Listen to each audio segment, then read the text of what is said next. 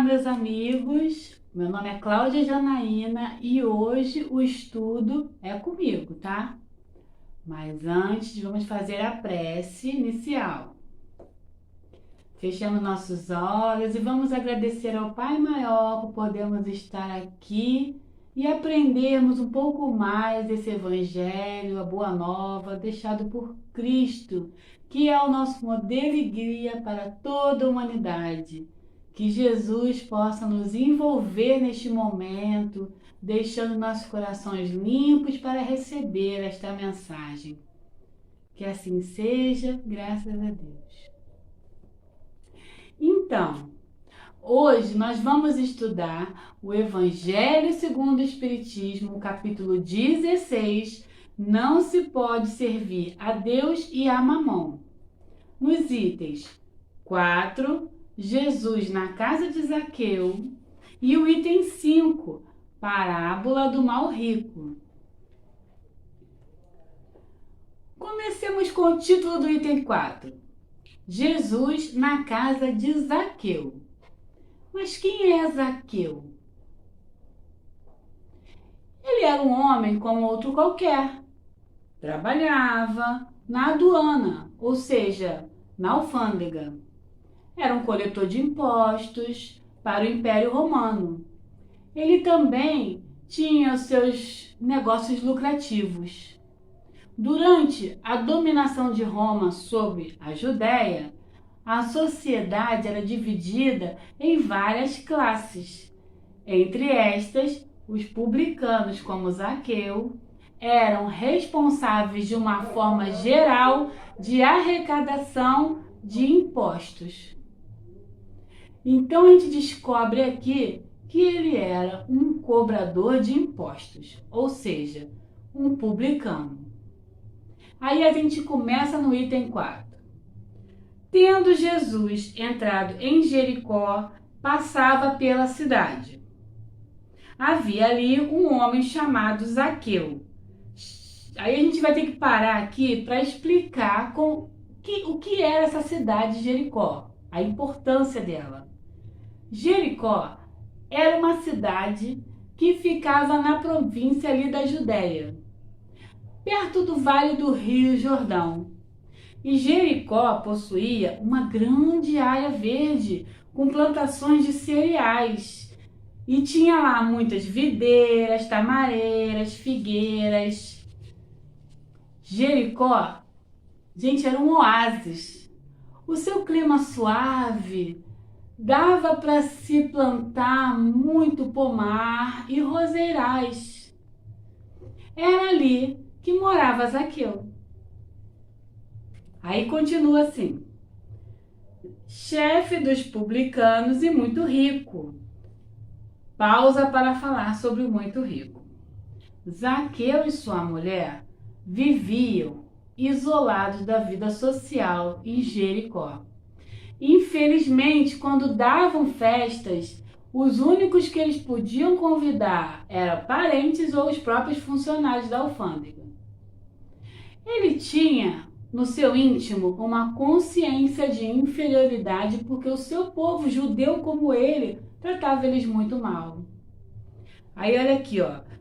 O qual, desejoso de ver a Jesus para conhecê-lo, não conseguia devido à multidão, por ser ele de estatura muito baixa. Por isso, correu à frente da turba e subiu a um sicômoro. Sicômoro, uma figueira, uma árvore de figueira, para o ver, já que Jesus devia passar por ali. Aí a gente pausa aqui para pensar. Por que um publicano rico, cheio da grana, queria tanto ver Jesus? Do extremo de ele não conseguir por ser baixinho e ter que subir numa árvore, mesmo que olhe ele de longe. Aí a gente para analisar a vida de Zaqueu nesse momento. Que ele sentia a pressão daquela situação. Ele convivia com o ódio do seu próprio povo, os judeus. Ele tentou ser aceito ganhando posição e dinheiro, mas viu que por ser judeu, ele não era aceito pelos romanos e, por estar ajudando a Roma, não era amado pelos judeus. Aí, naquela ânsia de conseguir a aceitação de todos os grupos, conseguiu o desprezo total.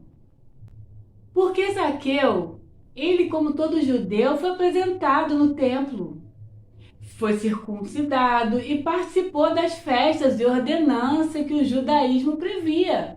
Ele era religioso. E todos os judeus, a verdadeira religião era muito forte em sua vida.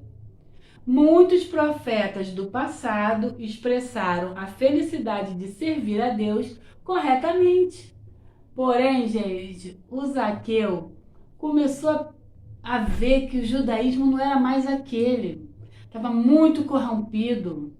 Os templos estavam cheios de comerciantes, os fariseus só queriam andar todo enfeitados e o coração muito perverso. Os ensinamentos de Moisés e os profetas foram profanados. Os principais sacerdotes eram corruptos ou homicidas. Os cegos e coxos que tinham que ser amparados eram jogados da própria sorte. O cuidado da viúva e do órfão, ninguém ligava. Zaqueu conhecia a palavra de Deus e conhecia a palavra de Deus, Abraão, Isaque e Jacó. A sua consciência dizia que ele nunca fez mal a ninguém. E ele demonstra isso quando procura ver Jesus. Desde que Jesus começou a pregar na terra, a palavra arrependimento sempre foi uma de suas pregações. Arrependei-vos, porque chegou o reino dos céus. Está em Mateus 4,17. Porque eu não vim chamar os justos, mas os pecadores ao arrependimento. Está em Mateus 9,17. João Batista, que segundo a Bíblia veio preparar o caminho para a chegada de Jesus, também abordava constantemente esse tema em suas mensagens. Em certo momento, ele diz que o verdadeiro arrependimento deveria ser acompanhado de mudanças visíveis por toda a sociedade. E disse João Batista: produzir, pois, frutos dignos de arrependimento. Isso é simples de entender. O que esperar, por exemplo, de uma mangueira? Que ela dê o seu fruto, que por lógica é a manga. No entanto, se isso não acontecer, significa que algo está errado.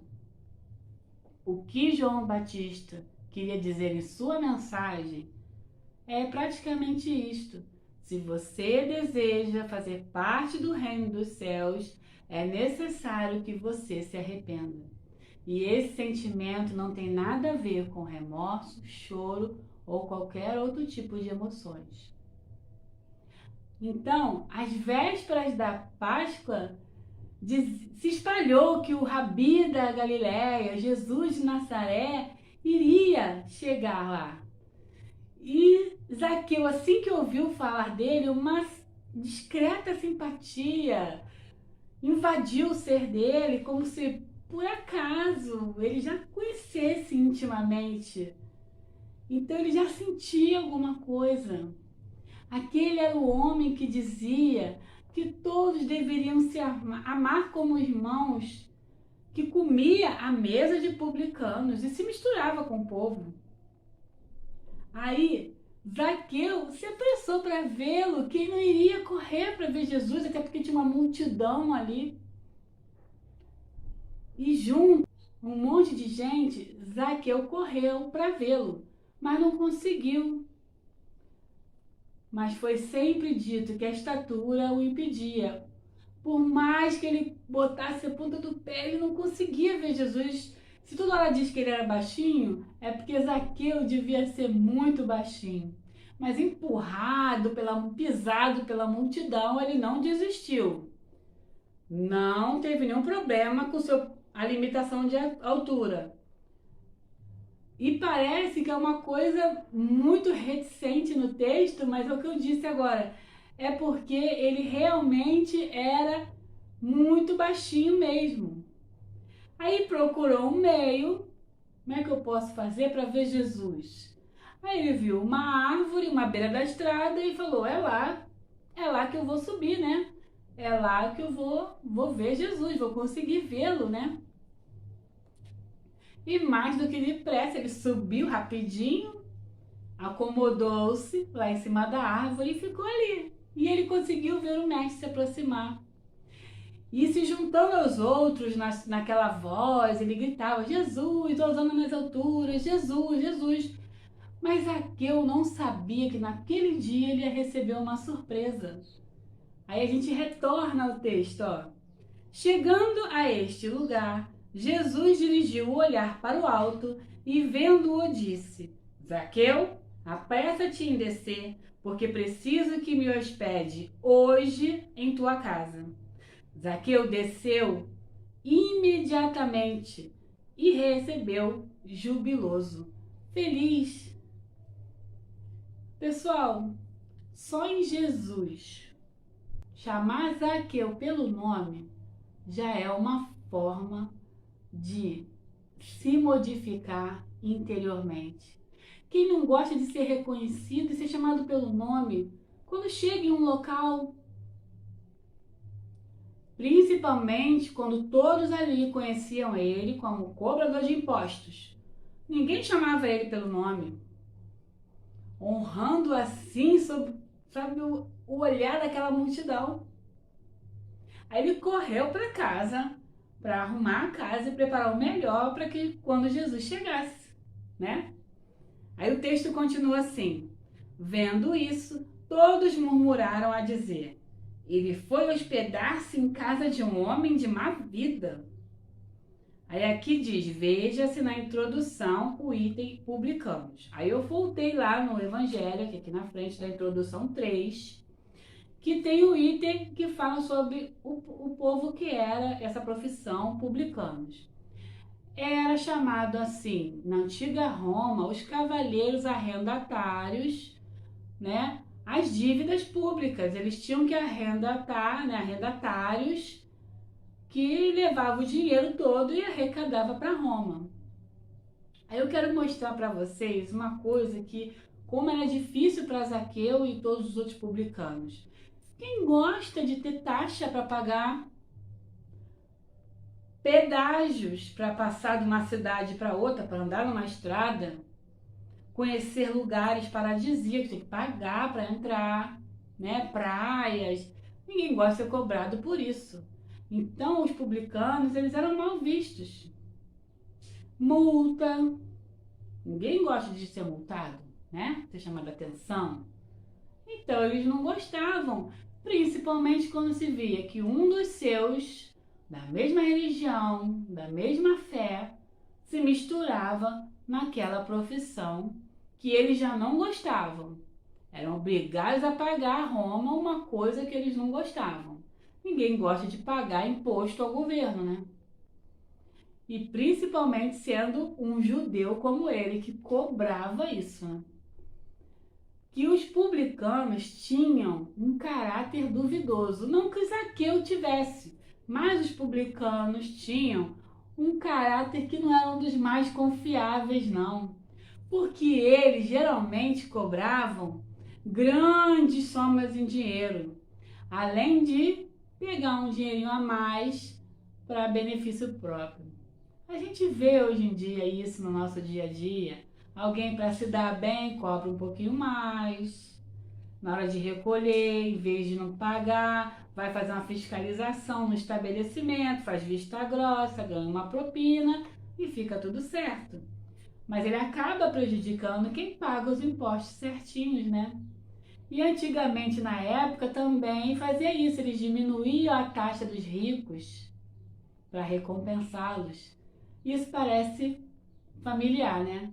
porque o povo se sentia massacrado com tantos impostos e os ricos se davam bem porque pagavam uma propinazinha, tinha um imposto menorzinho. Aí a gente já vê que na época de Jesus isso já acontecia. Os judeus não aceitavam o fato de um irmão estar trabalhando com pessoas que usurpavam deles.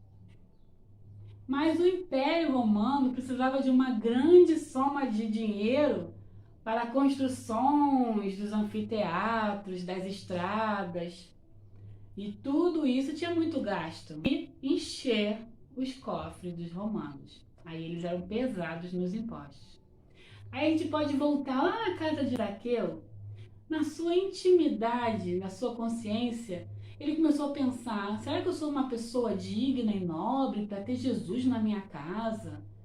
Com certeza ele deve ter pensado: será que eu lesei alguém? Será que eu recebi mais do que eu merecia? Será que eu comprei terra a preço de banana e vendi por um preço muito maior e lucrei com isso? Poderia estar passando tudo isso. Com certeza isso estava passando no íntimo de Zaqueu. E quando ele observa Jesus chegando, acompanhado pela multidão, até a sua residência, aí ele corre até Jesus, como diz aqui no texto, ó. Entretanto, Zaqueu, pondo-se diante do Senhor, lhe disse: Senhor, dou metade dos meus bens aos pobres, e se causei dano a alguém, seja no que for, indenizo 4 vezes mais. Gente, Jesus, ele estendeu a mão e falou para Jesus: entre na minha casa. E Jesus, ele estendeu a mão em misericórdia a Zaqueu. Mas ele fez grandiosidades naquele dia do que a cura física de uma pessoa.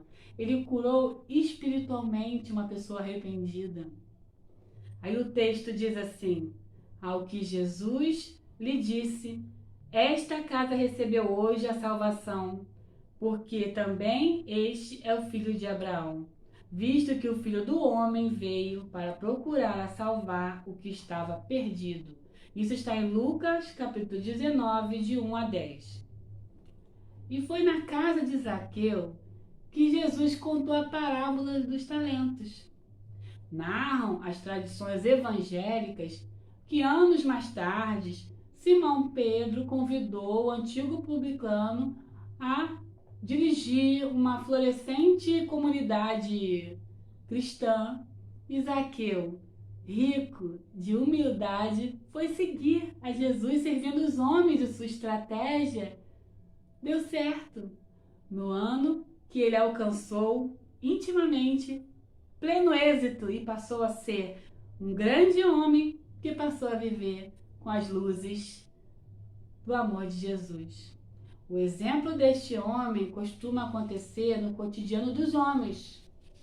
São muitos os ricos e poderosos da terra que agradam a Jesus. Nas estradas amarguradas não conseguem sentir. São poucos que conduzem o bem que fica dentro de si mesmo. O bem que fica abafado pelo egoísmo e ficam esperando uma oportunidade para nós servirmos e sermos bem. A árvore que Zaqueu subiu pode significar o caminho que tem que seguir para acabar com as nossas deficiências. Nós não precisamos fazer coisas grandes para fazer grandes feitos. Nós somos pequenos como Zaqueu, mas podemos correr, ou seja, dedicar nosso tempo e cumprir o ideal, suprir a nossa falta de talento ou de aprimoramento espiritual com esforço e dedicação. Quantos de nós desistimos facilmente? Basta um obstáculo. Quando nós decidimos trabalhar pelo nosso melhoramento espiritual, a gente não pode ficar preocupado com a opinião dos outros. Fica a dica. Agora a gente vai dar entrada no item 5. No item 5, a parábola do mal rico. Por que mal rico? Será que todos os ricos são maus mesmo? Vamos lá. Havia um homem rico que vestia púrpura e linho e se tratava magnificamente todos os dias. Havia também um pobre chamado Lázaro, deitado à sua porta, todo coberto de úlceras, que muito gostaria de poder saciar a fome com as migalhas que caíam da mesa do rico. Mas ninguém lhe dava e os cães vinham lamber-lhe as chagas. O rico e Lázaro mostra os extremos de duas classes econômicas existentes na humanidade hoje em dia. Uma que possui recursos, facilidades conseguidos pela riqueza, que é o homem rico. Tem as vestes, alimentação, são tudo privilegiado, conforto. A outra, pobre, portadora de dificuldades, porque é privado de bens, vive em extrema pobreza ou miséria, chamado com o nome aí de Lázaro. Vem as dificuldades, a fome, falta de trabalho, a ausência total de cuidados na saúde. Este rico que se vestia de púrpura todos os dias, todo prosa, falava, né? Vou tratar da minha vida, do corpo, e esquece do depois. São aqueles que buscam a felicidade no comer, no beber, no vestir. São aqueles que se entregam a todas as paixões da matéria, os vícios, e vivem para si mesmos. São os orgulhosos, entregues à soberba, acham que podem saciar só a sede do que eles gostam, dos seus sentimentos. Agora, de sentimentos puros de coração, ficam bem longe. Aí continua assim. Ora, aconteceu que esse pobre morreu e foi levado pelos anjos para o seio de Abraão. O seio de Abraão aqui significa o reino dos céus, tá? E continua. O rico também morreu e teve por sepultura o inferno de sua consciência. Quando se achava nos tormentos, levantou os olhos e viu de longe Abraão e Lázaro em seu seio. E exclamando disse estas palavras: Pai Abraão, tem piedade de mim e manda-me Lázaro, a fim de que molhe as pontas dos dedos na água para me refrescar a língua, pois sofro horrivelmente tormento nessas chamas. Mas Abraão lhe respondeu: Meu filho, lembra-te de que recebeste em vida teus bens e de que Lázaro só teve males. Por isso ele agora está na consolação e tu nos tormentos. Além disso, existe para ele sempre um grande abismo entre nós e vós, de sorte que os que queiram passar daqui para aí não o podem, como também ninguém pode passar do lugar onde estás para aqui. A gente dá uma pausa, vamos comentar. A gente aprende no Evangelho que a riqueza é um bem concedido por Deus para avaliar nossa sabedoria. É uma forma de nos tentar na nossa capacidade moral, dando para a gente o livre-arbítrio que faz com que a gente chegue por experiência própria a distinguir o bem do mal.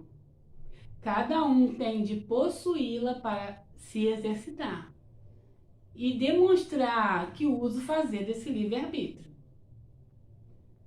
Um ponto crucial desta parábola é ver o ponto crucial. A gente vê lá no Livro dos Espíritos ou aqui no Evangelho que nós temos que refletir sobre nossas imperfeições morais, sobre os desperdícios, considerando o estado de fome e miséria que existe no mundo. No que a gente faz no nosso dia a dia, durante nossa existência atual, vai refletir na outra vida. O rico ficava lá, todo prosa, rindo, nariz empinado, enquanto Lázaro gemia e chorava, mas resignado, né? Aí a morte vem para os dois. porque uma morte, a desencarnação, vem para todos nós. O corpo para o túmulo, a alma para o juízo. O corpo para o túmulo, a alma para o juízo, como diz um ditado. E a luz da justiça divina mostra que a nossa consciência fica tudo registrado, feito um HD. E a gente cai nela mais cedo ou mais tarde. A nossa consciência serve para nós como nosso próprio juiz. Por isso, o rico, quando chegou no plano espiritual, ele se via cheio de tormentos e remorsos, feridas. Enquanto Lázaro estava super calmo e repousava lá no plano espiritual, como alguém que venceu a prova da pobreza, venceu a paciência, a humildade. E essa seria a razão da sua felicidade. E Abraão, como grande patriarca do povo hebreu, o consolava. O rico, ele tinha esses sentimentos de orgulho e egoísmo. E ele, quando chegou lá, ele se sentiu num grande abismo, mas um abismo moral. Para o espírito culpado ou falido, se reabilitar não basta só com arrependimento, porque é o primeiro passo que nós temos que dar. Agora é necessário a reparação. Portanto, o rico não podia ser atendido naquele momento. Ele ainda precisava voltar à Terra, reencarnar, fazer uma nova trajetória, ou de pobreza, ou até mesmo de riqueza, para reparar. Porque o arrependimento vem, mas precisamos repará-lo. E o rico, ao pedir ajuda a Abraão, que o ajudasse, que o amparasse, revela que ele não só reconheceu as dificuldades que ele enfrentava ali, mas soube também baixar a cabeça e pedir auxílio. A gente então pode entender que esse rico podia não ser um rico tão orgulhoso. Ele poderia ser uma pessoa menos inteligente, que não pensava muito, assim como muitos de nós.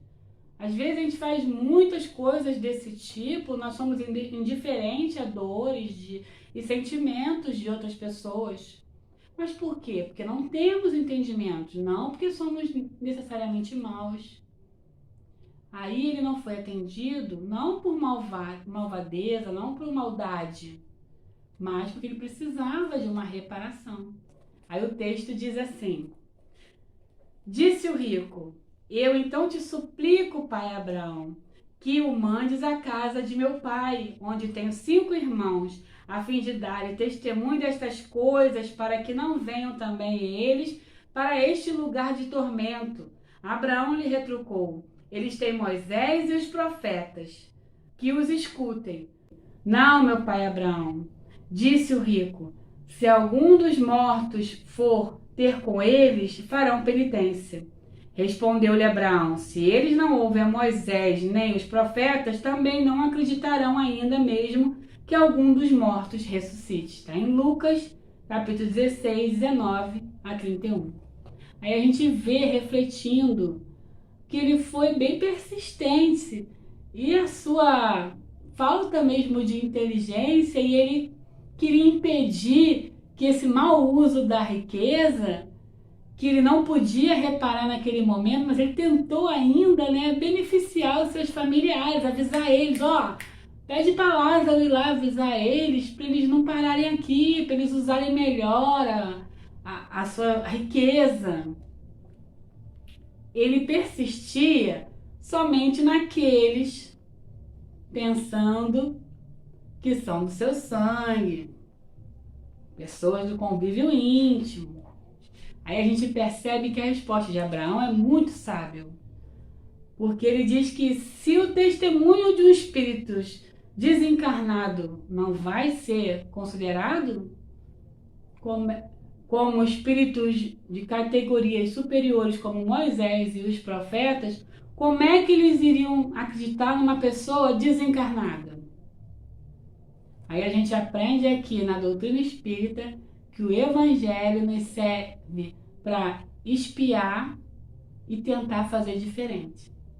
Mas a gente, como crianças espirituais, a gente despreza as seguras orientações e acabamos indo por caminhos que resultam em amargas e dolorosas provações. Aí Emmanuel nos esclarece no capítulo 116 do Pão Nosso sobre isso. Ele fala assim: a resposta de Abraão ao rico da parábola ainda permanece todos os dias no caminho. Inúmeras pessoas se aproximam das fontes de espiritual, mas não conseguem se libertar dos traços do egoísmo. Eles só ouvem o que convém. Ninguém justifica a própria cegueira com insatisfação do capricho pessoal. O mundo está repleto de mensagens e emissários há milênios. O grande problema, no entanto, é não deixar acreditarem na verdade e atenderem ao ciclo exclusivista de cada criatura. Quanto a caminhar com o próprio valor e a direção das realidades eternas, esquece o homem. Então, meus irmãos, nós somos chamados a pensar na nossa vaidade, no nosso orgulho e não agirmos como esse pobre rico.